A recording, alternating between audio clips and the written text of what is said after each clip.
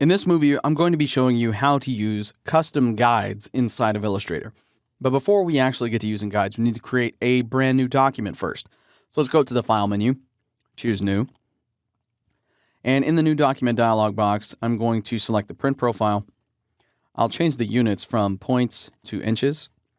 And then I'm going to change the width of this file to 3.5 inches and the height to 2 inches. So we're making a business card, essentially. I am then going to give this about 1/8 of an inch bleed all the way around. We're assuming we're going to print this, so we need a little bit of extra space on the outside. Hit OK. And that creates our brand new document. Now, I want to set up some areas of this for a safe area as well as a trim area. And some of it's already done for me. So the red around the outside, that is for the bleed. And this right here, the inside of that is going to be the trim, but I also need a safe area, which is generally about the same distance of the bleed from the page inward.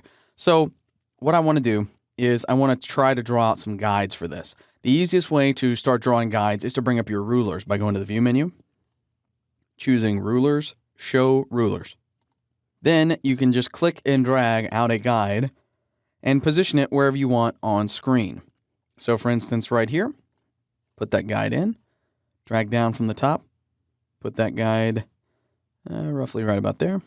And then we'll drag one down here as well and drag one out over here. And I'm going by the rulers to sort of determine exactly how far I need those to be inward.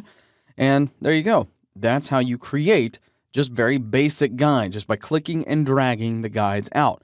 Now you can also move these guides around once they've been put onto your document by clicking and dragging them. If you do not want to be able to move the guides once you've created them, all you have to do is go to View, Guides, Lock Guides.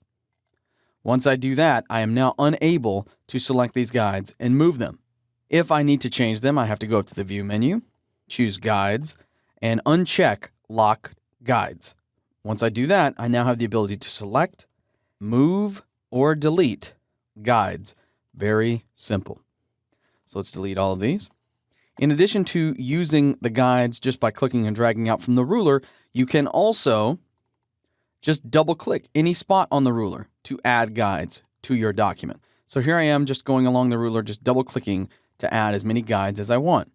You can use the traditional Edit, Undo, or Command or Control Z to step back through those, and those will simply remove those guides just like that. Now, in addition to the straight up and down and horizontal guides, you can also create guides out of shapes. So for instance, let's say that I wanted to create a rectangle inside of this to simulate that safe area.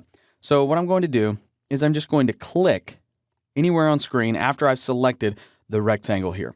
And so in this case, I had a shape originally that was 3.5 inches wide by 2 inches tall.